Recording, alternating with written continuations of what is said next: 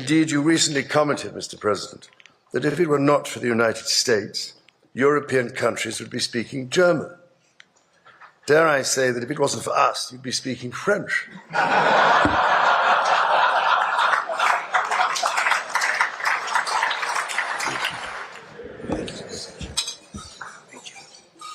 Thank you very much. Thank you. Имам огромната чест да открия първото заседание на 52-то Народно събрание. Много е лесно да бъдеш критичен, дето казва поета, да говориш за бикове и да бъдеш на арената не едно и също. Опитвам се да бъда конструктивен. Днес бе открито 52-то Народно събрание. Ако човек попадне на откриването или гледа по телевизията, би останал с впечатлението, че българският политически елит не съумява да консумира първите си минути пред нацията. Преди същинската мисъл, ако такава се появи, разбира се, а не е плод на много добре написана реч от някой платен вариант на изкуствен интелект или безплатен, идва една канонада от титли. Протоколно или не, те нямат край. Уважаеми този, уважаеми онзи. Уважаеми господин председател, уважаеми господин президент, уважаема госпожо председател на ЦИК, ВИК, не е смешно. Това не е протокол, това е бариера. По въпроса за протокола, да, съществува протокол, етикет или добро възпитание, което изисква споменаването на разтеглив списък от основни държавни фигури, но имам чувството, че в центъра на София, в сградата на Народното събрание, днес протоколът беше нещо като фетиш. Ако в речта на краля онзи ден пред Конгреса на САЩ протоколът и обращенията бяха елегантно кимване към институциите, то в България си мисля, че са някакъв вид застраховка. Оставаме с впечатлението, че политиците се крият за тези значими уважаеми, защото иначе те самите трябва да кажат нещо значимо, а това е непостижимо. Много обем, никакво съдържание. Нали знаете, има едни такива опаковачни хартии, които се пукат хубаво и опаковат в голям обем, но съдържанието вътре е Алиекспрес.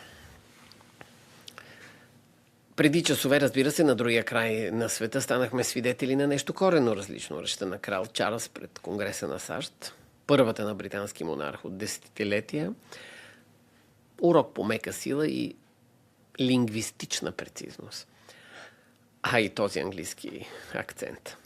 Както отбелязва анализът в The Guardian днес, речта на Чарлз не беше просто списък с искани или кухи поздрави. Тя някак си бе конструирана като едно лингвистично архитектурно бижу. И съпростовете там, където българският депутат използва един дървен, бюрократичен език, така наречената канцелария, Чарлз използва исторически контекст и много лична емоция. Къде днес чухте лична емоция в Народното събрание в София? Мина време, спомням си, но и вчера това се случи в разговор с професор Методия в Нов Български университет. Стана дума за Никола Мушанов, един човек,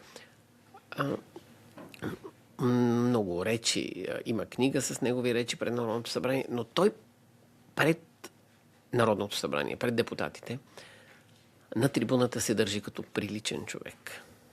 Като приличен човек. И това е много интересно. Българските речи днес бяха насочени навътре към партийната агитка, към едно тясно пространство на вътрешно-партийни сметки.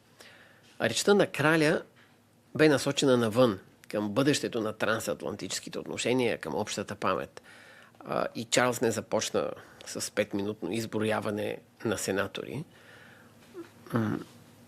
на присъстващи, на членовете на Конгреса, от една или друга партия. Той започна с послание. Ясно беше, че речта е много внимателно написана. Не е случайно, че Тръмп я нарече фантастична. Бурните овации и ставането на крака не бяха спорадични. Препратките към Магна Харта не бяха просто ей така, вмъкнати, защото Великата харта на свободите ще изглежда много яко в речта. всичко беше на мястото си. Гардия написа още, че този факт, че речта на Чарлз е толкова майсторски съставена и изнесена с такава сърдечност, сам по себе си е като упрек към несвързаните и недисциплинирани публични изказвания на Доналд Тръмп. И ето, че крал Чарлз, за ужас на една част от българите, призова не за пребоядисване на студиото на БНТ, а за продължаваща подкрепа за Украйна. И това се случи там, в Щатите, в една елегантна, смела, поразително умно написана реч. Ефектът бе поразителен. Разбира се, не за дълго време, защото Тръмп утре ще се събуди по нов начин, но речта обърна наратива във Вашингтон. Ами след това на вечерята крал Чарлз каза: наскоро отбелязахте, господин президент, и се обърна към Доналд Тръмп, че ако не бяха Щатите, европейските държави щяха да говорят на немски. Позволете ми да вметна, каза краля, че ако не бяхме ние, вие щяхте да говорите на френски. Кралят, разбира се, обитава онази, как да бъде наречена, изящна сфера на безвластие. Той няма власт, да го кажем директно. Осанката му и маниерите му обаче го правят колкото величествен, вероятно и напълно безобиден за човек с инстинктите на Тръмп, защото той не е политически съперник, не е амбициозен човек, не е някой, който отива да го моли за нещо. И все пак в тази тиха размяна на позиции се прокраднаха много важни неща. Докато Чарлз с присъщата си и за своята осанка, и за коронната тържественост призоваваше за съхраняване на НАТО, възпяваше коража на украинския народ, Тръмп продължаваше да третира Киев с отекчено безразличие. Все едно и Янаки Стоилов в студиото на БНТ. Защо българската риторика боледува? Проблемът на 52-то Народно събрание не е само в липсата на добри спичрайтери, на онези, които пишат речи. Проблемът е в липсата на въображение и чувството за хумор. Българският политик говори като счетоводител на чужда фирма, който страхува се да не бъде уволнен. И затова, за да не бъде уволнен, той използва клишета: стабилност, отговорност, европейски път. Защо клишета? Защото клишето е безопасно. То не изисква поемане на риск. Клишето си е клише. В речта на Чарлз видяхме не само как се чете между редовете, но всяка пауза бе планирана, всяко споменаване на определени ценности бе натоварено с тежестта на момента и на историята. В София паузите се използваха само дълбоко да се поеме въздух, глътка вода евентуално, между две безкрайни изречения, в които има ли подлог, има ли сказуемо, няма ли. Да, разбира се, че ние живеем в ерата на визуалното, но властта се легитимира чрез словото. Когато словото е скучно, когато е предвидимо и оковано в тази прекалена уважаемост, самата демокрация започва да изглежда вехта. Ако българските политици искат да бъдат чути, те трябва да спрат да се обръщат към всичките превъзходителства на света, които са в залата, и да започнат да говорят на хората, които стоят пред екраните. Но за това се изисква смелост. Каквато днес, за разлика от залата, където беше произнесена речта на краля в Вашингтон, в София липсваше. Българският парламент днес не откри нова страница. И знаете ли какво направи? Той всъщност преписа старата страница. Преписа страницата от преди. При това с лош почерк. Любим модел на поколение от 1972 до днес. Произведен в Япония, новият Honda Civic, пълен хибрид с 184 конски сили е тук. С топ оборудване, безопасност от Honda Sensing, върхова хибридна ефективност и изключително пътно поведение.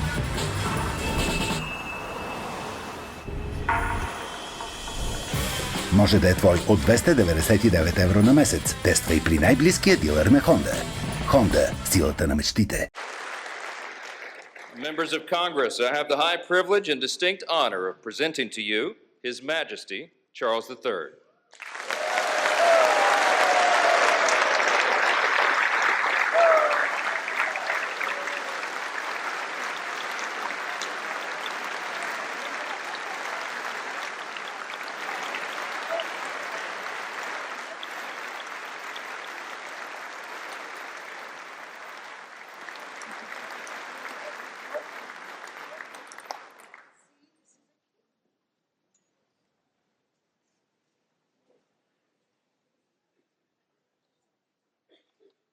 Mr. Vice President, Mr. Speaker, members of Congress, representatives of the American people across all states, territories, cities, and communities. I would like, if I may, to take this opportunity to express my particular gratitude to you all for the great honor of addressing this joint meeting of Congress, and on behalf of the Queen and myself, to thank the American people for welcoming us to the United States to mark this semi-quincentennial year of the Declaration of Independence. And for all of that time,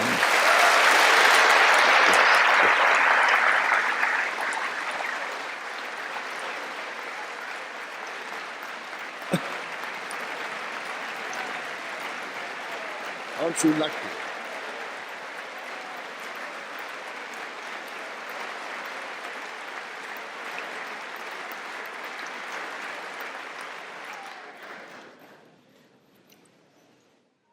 And for all of that time, our destinies as nations have been interlinked. As Oscar Wilde said, we have really everything in common with America nowadays, except, of course, language. So, ladies and gentlemen, we meet in times of great uncertainty, in times of conflict from Europe to the Middle East, which pose immense challenges for the international community and whose impact is felt in communities the length and breadth of our own countries. We meet too in the aftermath of the incident not far from this great building that sought to harm the leadership of your nation and to foment wider fear and discord. Let me say with unshakable resolve, such acts of violence will never succeed.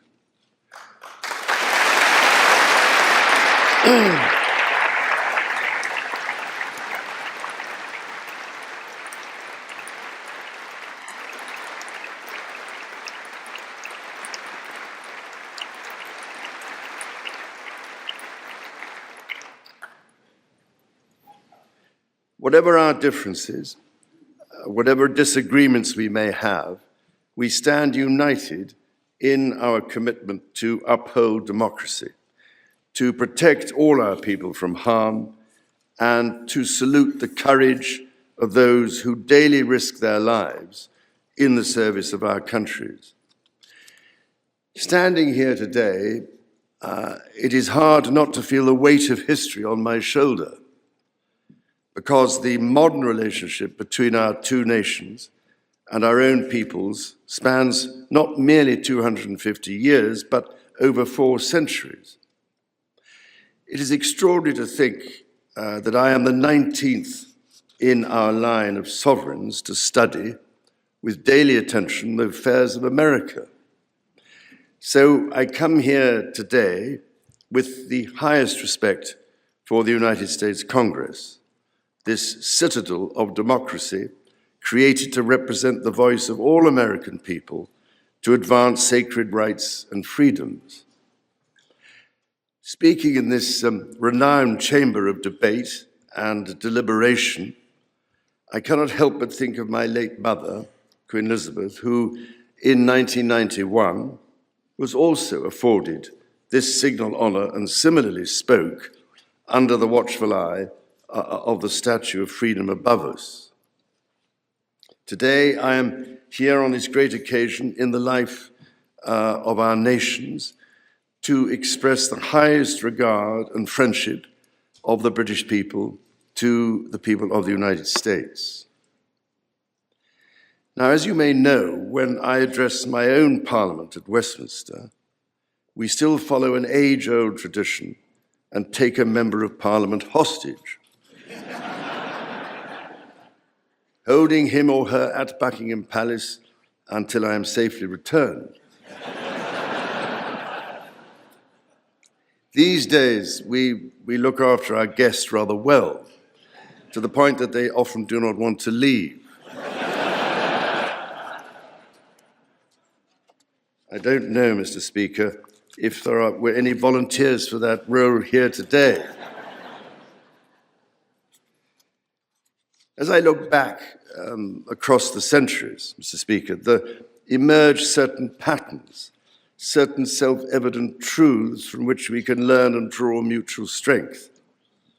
With the spirit of 1776 in our minds, we can perhaps agree that we do not always agree, at least in the first instance. Indeed, the very principle on which your Congress was founded, no taxation without representation, was at once a fundamental disagreement between us, and at the same time a shared democratic value which you inherited from us. Ours is a partnership born out of dispute, but no less strong for it. So perhaps in this example, we can discern that our nations are in fact instinctively like-minded, a product of the common democratic, legal, and social traditions in which our governance is rooted to this day. Drawing on these values and traditions, time and again, our two countries have always found ways to come together. And by Jove, Mr. Speaker, when we have found that way to agree, what great change is brought about, not just for the benefit of our peoples, but of all peoples. This, I believe, is the special ingredient in our relationship. As President Trump himself observed during his state visit to Britain last autumn, the bond of kinship and identity between America and the United Kingdom is priceless and eternal. It is irreplaceable and unbreakable.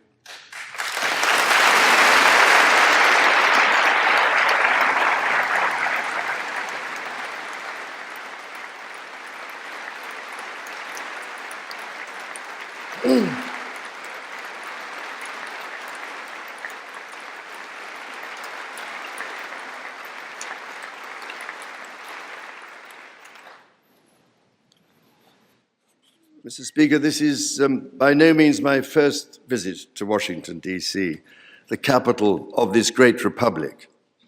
It is, in fact, my 20th visit to the United States and my first as King and head of the Commonwealth.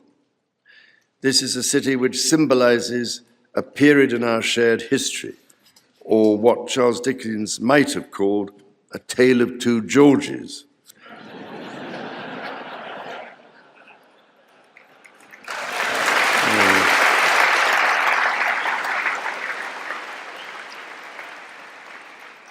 The first president, George Washington, and my 5 times great-grandfather, King George III.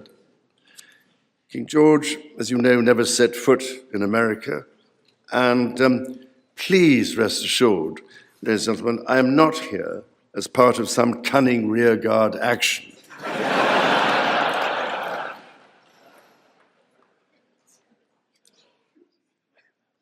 The founding fathers were bold and imaginative rebels with a cause. 250 years ago, or as we say in the United Kingdom, just the other day,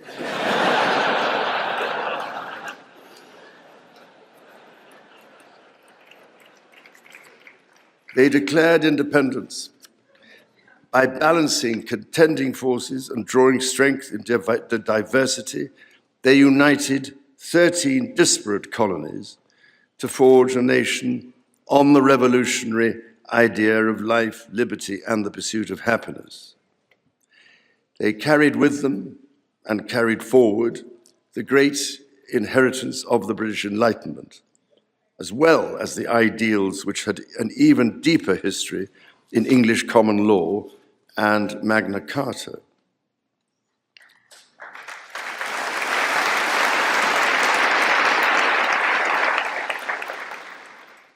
These roots run deep, and they are still vital. Our Declaration of Rights of 1689 was not only the foundation of our constitutional monarchy, but also provided the source of so many of the principles reiterated, often verbatim, in the American Bill of Rights of 1791. And those roots go even further back in history. The US Supreme Court Historical Society has calculated that Magna Carta is cited in at least 160 Supreme Court cases since 1789, not least as the foundation of the principle that executive power is subject to checks and balances.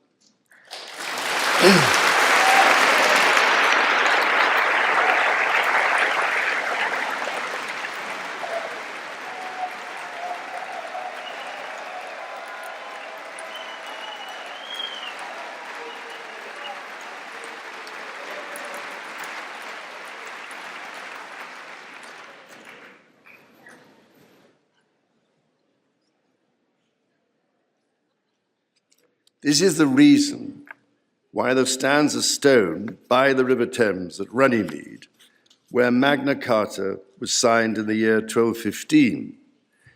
This stone records that an acre of that ancient and historic site was given to the United States of America by the people of the United Kingdom to symbolize our shared resolve in support of liberty and in memory of President John F. Kennedy.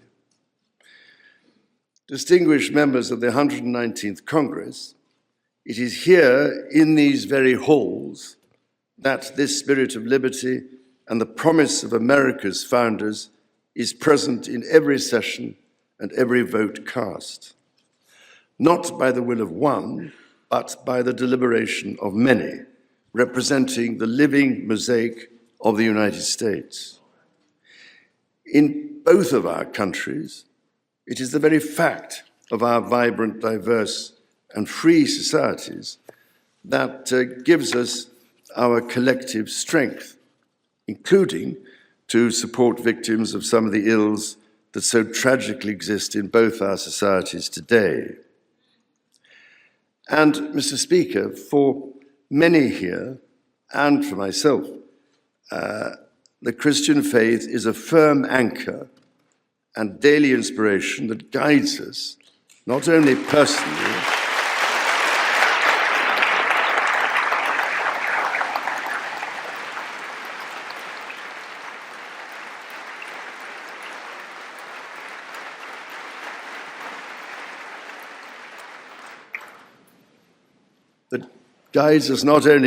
but together as members of our community.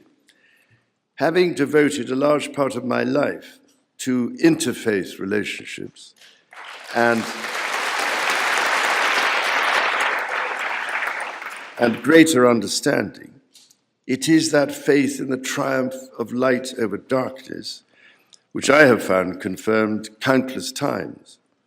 Through it, I am inspired by the profound respect that develops as people of different faiths grow in their understanding of each other.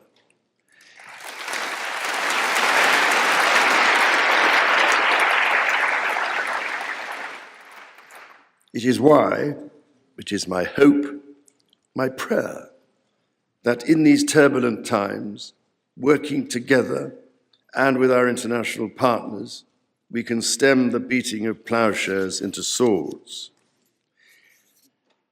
I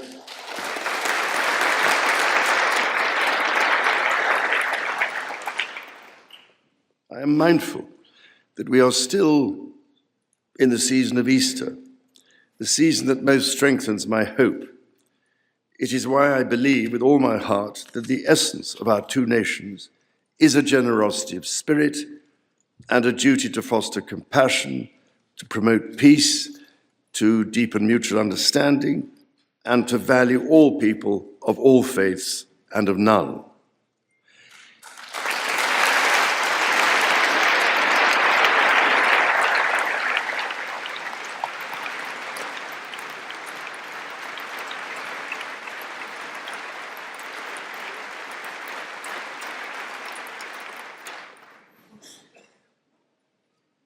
The alliance that our two nations have built over the centuries, and for which we are profoundly grateful to the American people, is truly unique.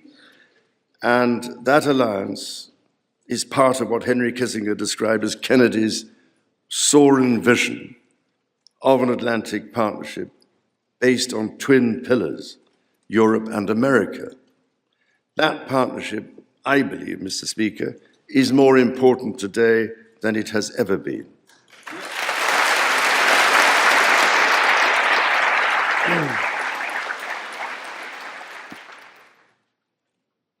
The first reigning British sovereign to set foot in America was my grandfather, King George VI.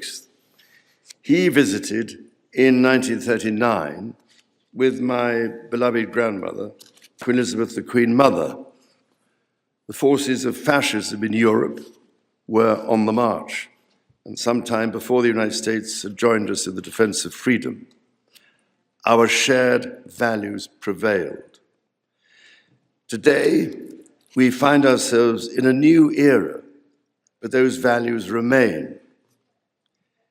It is an era that is in many ways more volatile and more dangerous than the world to which my late mother spoke in this chamber in 1991. The challenges we face are too great for any one nation to bear alone.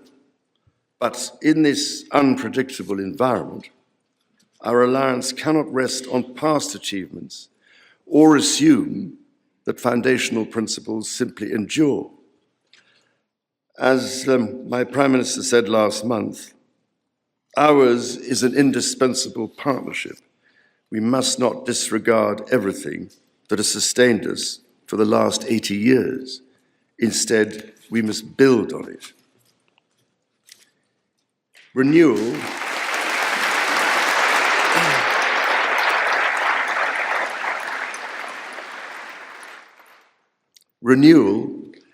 today starts with security.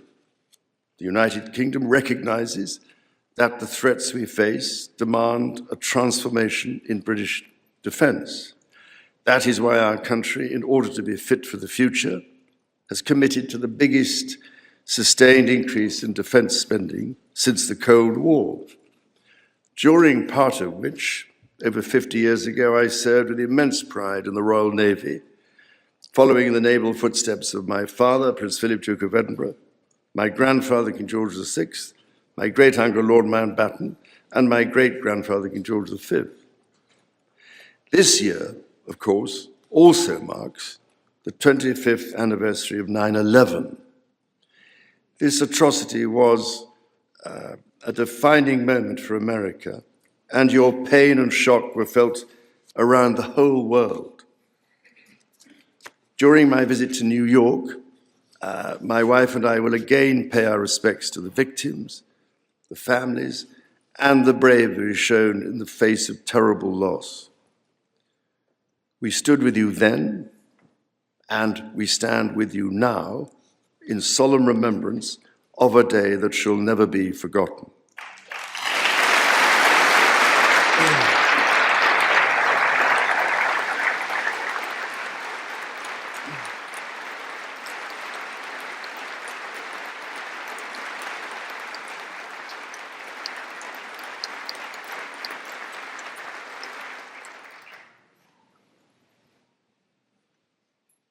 In the immediate aftermath of 9/11, when NATO invoked Article 5 for the first time, and the United Nations Security Council was united in the face of terror, we answered the call together, as our people have done so for more than a century, shoulder to shoulder through 2 world wars, the Cold War, Afghanistan, and moments that have defined our shared security.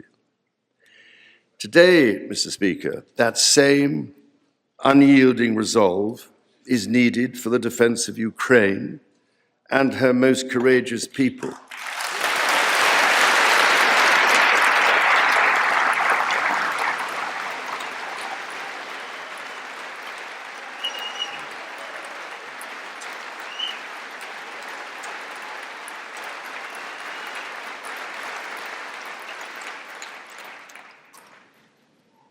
It is needed in order to secure a truly just and lasting peace.